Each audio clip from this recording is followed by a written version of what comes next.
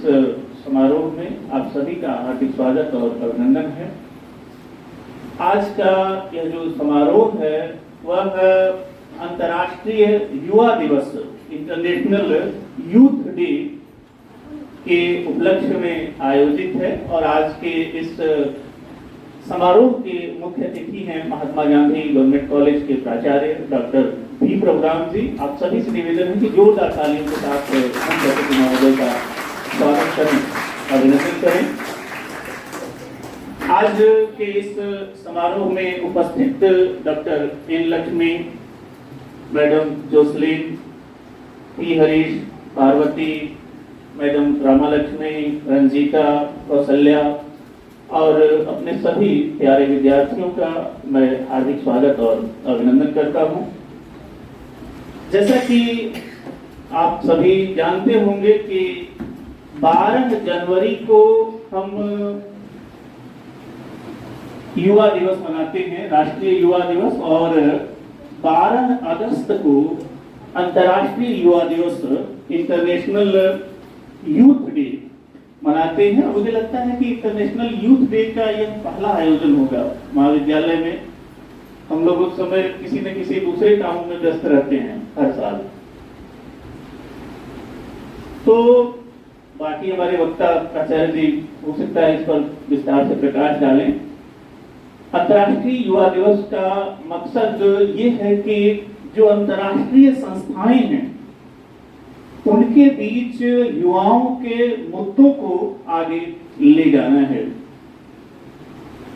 मित्रों, कोरोना काल में जबकि सब कुछ ठप हो चुका है, युवा भी बिल्कुल हाथ पर हाथ धरे बैठे हैं, ऐसे दौर में यह आयोजन मुझे लगता है कि एक तरह से संजीवनी बूटी की तरह है। युवाओं को जगाना पड़ता है।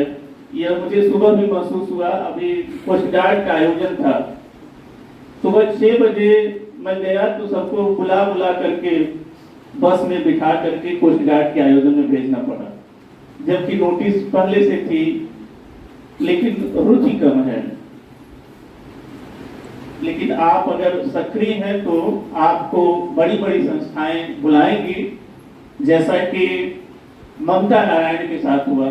आपको जानकर प्रसन्नता होगी कि इसी बीच मुझे लगता है कि 3 अगस्त को ममता नारायण को ह्यूमन राइट्स कमीशन, जो राष्ट्रीय मानवाधिकार आयोग है, उसकी तरफ से आमंत्रित किया गया था और एक दिन के ओरिएंटेशन प्रोग्राम में शिरकत करने के लिए, सहभागिता करने के लिए ममता नारायण नई दिल्ली गई थी और वहां से वो प्रमाण पत्र भी लेकर के आई हैं, प्राचार्य जी के लिए एक स्मृति चिन्ह भी लेकर के आई हैं।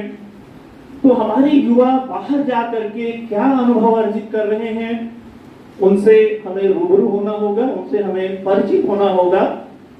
मैं अपने अनुभव साझा करने के लिए आप सभी के बीच आमंत्रित कर रहा हूं ममता नारायण को। ममता Narayan. 8 girls from each colleges of the island, including me.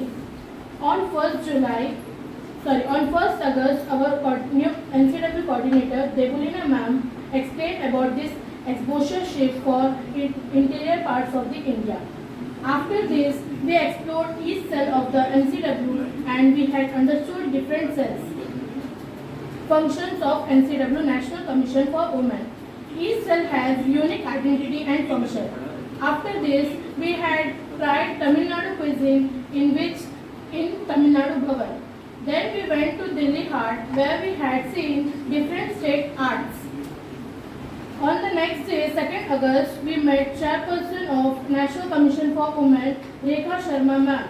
She interacted with us. After that, we went for Pradhan Mantri Sangrahalaya, which is very silent museum where we get to know many untold stories of first Prime Minister Pandit Jawaharlal Nehru.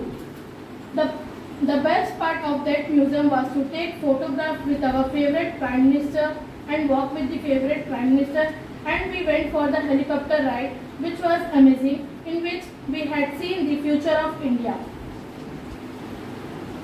Then next we had lunch on the Maharashtra cuisine Then after that, after the lunch, we went for the India Gate War Memorial and we saluted those people who had gave their life for India.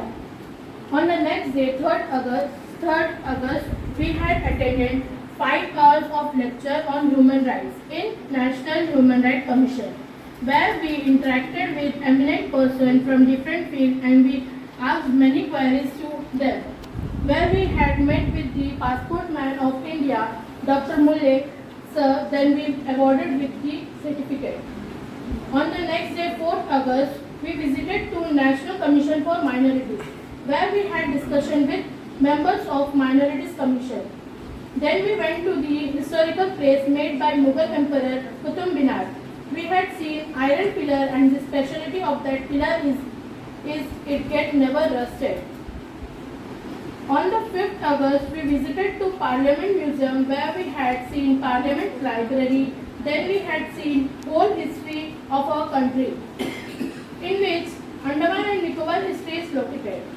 The best part of that whole trip is to met with Minister of Women and Child Development Smriti Irani Zubin ma'am, and she is so sweet and interacted personally, and we had presented a small memento to her, which is made in Andaman and Nicobar Island.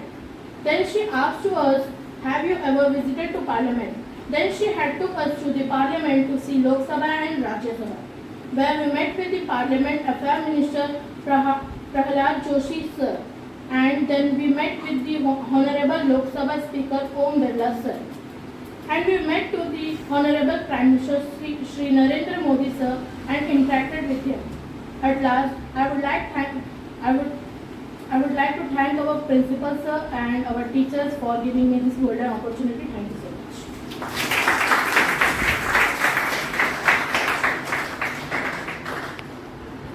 बहुत बहुत धन्यवाद ममता नारायण।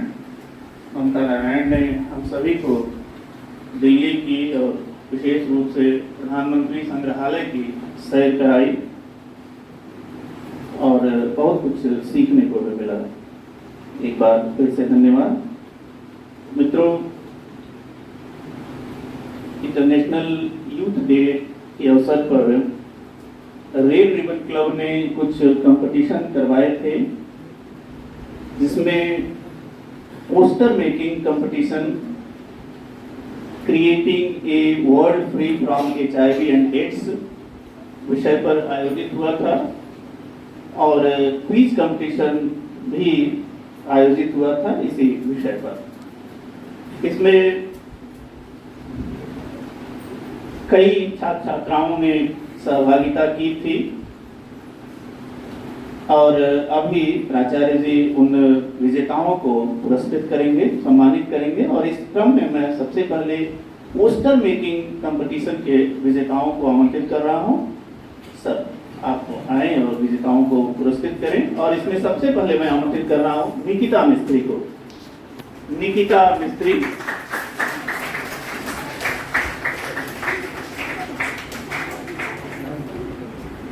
सारी training बेकार है। इतनी training दी गई कि निकिता नहीं है तो किसी को आगे लेना है। निकिता मिस्त्री BSc ज्योग्राफी सेकेंड ईयर की छात्रा है। पोस्टर मेकिंग कंपटीशन में फर्स्ट प्राइज दिया जा रहा है।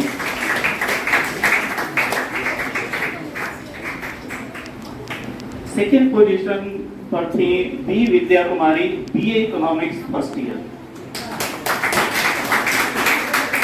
B Vidya Kumari, BA economics first year.